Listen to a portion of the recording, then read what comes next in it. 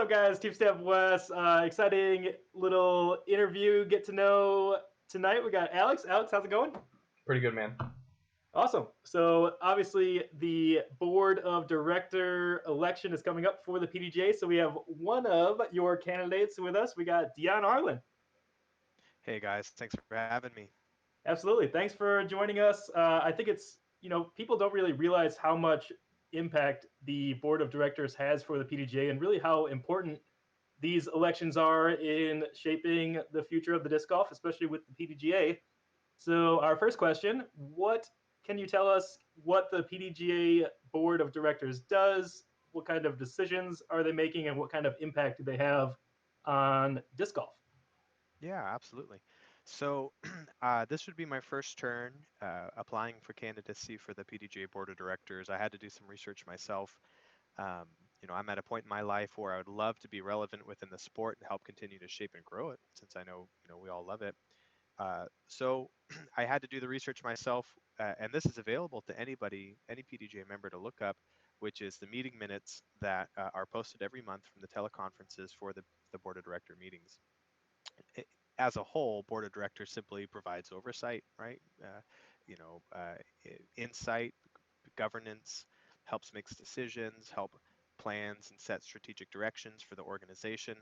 I currently work for a credit union. It's a member-owned, financial cooperative that's overseen by a board of directors. So I'm very familiar with the capacity of a board of director. In the PDGA's case, it's no exception. So I encourage everybody to go and look at those meeting minutes and see what kind of topics are being discussed. Things ranging from the technology of the organization to the involvement within the youth and education programs to, lately, of course, how they're handling the pandemic and sanctioning of events and what's happening there.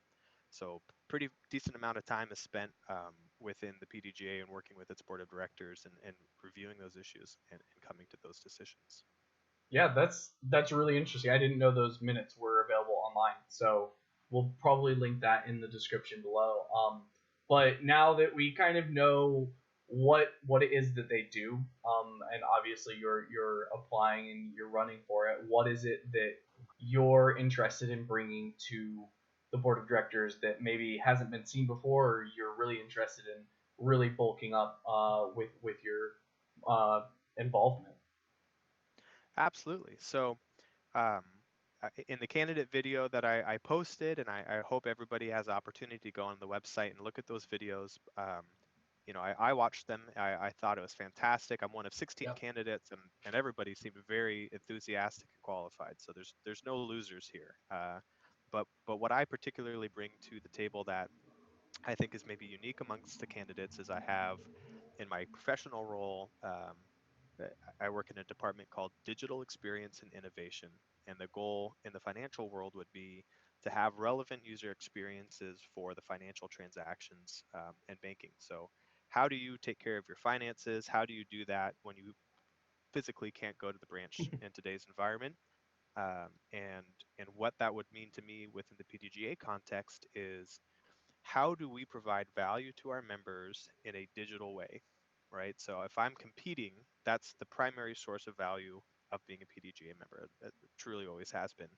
Well, gosh, there's not a lot of competitions going on right now. So how does the PDGA provide value to its members in times like this? Or one of the things I saw in the meeting minutes and in another candidate statement, which I thought was fantastic insight, which is there's big parts of the country and membership who can only compete in certain, fair weather months throughout the year. The other half of the year, they're under a couple feet of snow. So is a PDGA's membership value contingent upon the number of months they can play events? And that's a great issue to tackle.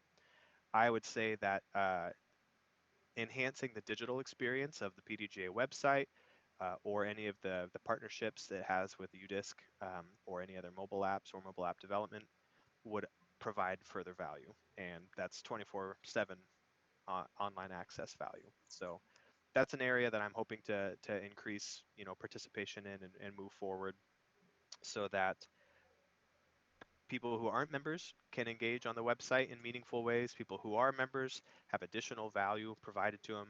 And then the next tier up to me would be our tournament directors who who need as much help as possible. I mean, we Yeah. really need to be going out of our way to make their life easier in creating events because, again, competition is the number one benefit to being a member. So how can we make our competitions as valuable as possible? And that would be in one way, lots of options there, of course, but one way is to make it really easy to run an event. Um, and I think we can do more to help support our tournament directors in a digital way. Yeah, it was something that you and I had talked about on the phone about 2 weeks ago. Is the potential for creating a PDGA or some type of related app that potentially works with UDisc, with Disc Golf Scene, with the PDGA, is some collaboration thereof between two or all three of those entities to help TDs essentially run a tournament digitally. Really take the paper out of the tournament, take out some of the unknowns by streamlining things digitally. Do you want to talk about that a little bit? Yeah, absolutely. So, Alex, you just shared with me minutes ago. You design digital experiences for your employer Ford. I'm sure you know you have the UI and UX components that I lack. I'm not digitally educated. I can't code you a website outside of basic HTML, right? It's not going to happen. I'm a process guy. I fully understand and can pull apart why are we collecting scores on paper so that we can post them on the website, right? If the goal is to go from me putting out to telling someone my score and then have visibility on that online, well, that's very easy to do. That's what UDisc did. That's why it's the number one downloaded disc golf app, is because it makes that process very easy to do. So, okay, if I do that at the biggest tournaments and everybody loves it, why don't I do it at every tournament? And is there an obstacle to that? No, just hasn't been developed yet. So how I foresee helping shape or influence or just maybe make a point of focus within the PDGA, because it's something they already want to do, is I can dig into the process. I can help analyze what needs to happen, what features need to be available, what components are important to running a tournament, and how that stuff all plays together. And then Alex, maybe you or somebody with the skill set to develop it. I'm sure the guys at UDisc, Josh already has that development background. They just put it into place. So that's the expertise that I bring in and might help expedite that process. Yeah, I think that's a really interesting way to look at it, is the fact that you're a process guy, right? And like, obviously this is something that you've identified on the front end that is really valuable and can be like implemented potentially. But I think the idea of being a process guy in general, right? That's something that makes sense Yeah. when it comes to working on a board of directors. It's understanding how do we create networks of connection and Yeah. facilitate experiences that are positive across the entire rising number, right? I don't know the number off the top of my head. PDGA member base, right? And then Yeah. with that, what does it look like to have interjections in between, right? How do you find Yeah. key points in that process to interject? Say, oh, we need to focus on maybe increasing our user base. We have a lot of people who are trying out the sport for the first time during COVID. You're seeing more professional athletes pick it up. What does it mean to translate? So I think that's a really cool opportunity for you to bring your background of process-driven, like engineering, if you will, right, into the board of directors. It's a unique marriage, and I'm excited to see what it might come to. Yeah, I appreciate that, and that's really kind of my hook as a candidate. I looked through the videos. Gosh, I was so impressed. I'm always impressed with Nate Heinold.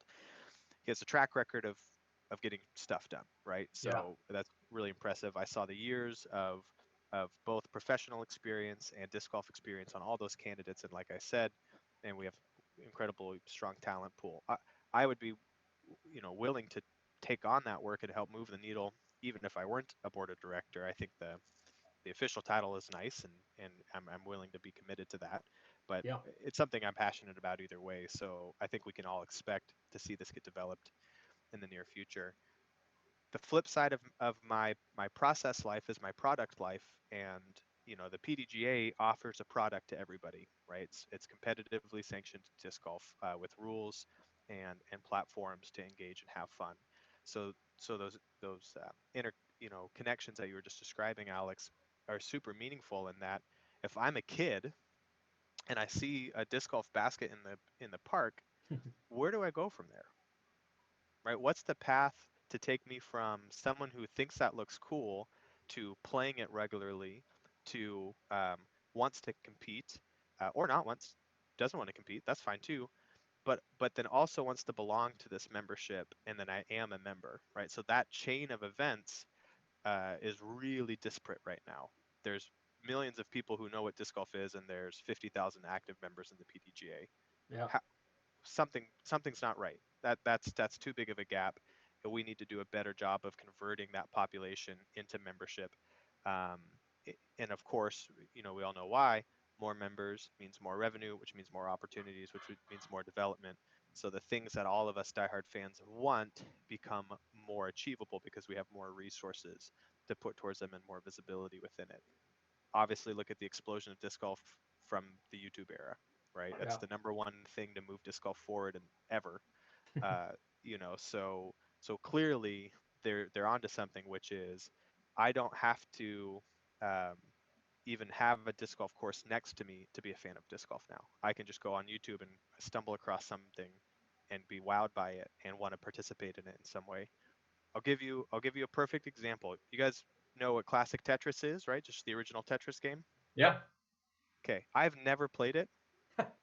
I watch every classic Tetris monthly religiously, and Nice. I have been for about 6 months now. It's the most fascinating and captivating thing I've ever watched. I know all the best players in the world. Joseph Saley, two-time defending classic Tetris world champion. He's 19 years old, right? I've literally never played classic Tetris. I don't own an NES. I obviously remember the game and played it on Game Boy growing up, but I literally stumbled across it on YouTube one night and I'm fully hooked, right? So I know people are experiencing that with disc golf, Yeah. and if Classic Tetris Monthly were to say, "Oh, here's our organization, by the way, just click here to join," I would click that in a heartbeat, right? So it's how can we capitalize on those opportunities and get the ball rolling, which has already been rolling, and build it up. That's So I think I amazing. can bring that. Yeah. Nice. I think so many good points, Dion, and I think the real underlying thing is that you really want progress for disc golf. You have the time. You mentioned you have the experience. I think most people will recognize your name, whether it's from competition coverage or training videos. You've been involved with disc golf for such a long time, and it's so cool to see guys like you really want to get more involved with the board of directors and really push the direction of disc golf and take that experience and that knowledge that you have, both in disc golf and professionally, and really use it for the greater good for the PDGA population and for the future of the game. So I think that's all for me. Alex, do you have any more questions? Yeah, I think that's it. Again, Dion, we appreciate you coming on. It's always cool to hear what the next step in the sport is, and I think you definitely provide some of that perspective. And like you said, whether or not the votes come in, you indicated that you're still interested in it either way. But it's good to hear that you've got that mentality. Again, thank you. And so to bring it back to the basics, Wes, at the end of the day, what do you have to do? You got to make that putt, and you got to vote for Dion. And vote for That's Dion. right. Please vote, guys. Go out and participate. Thank you.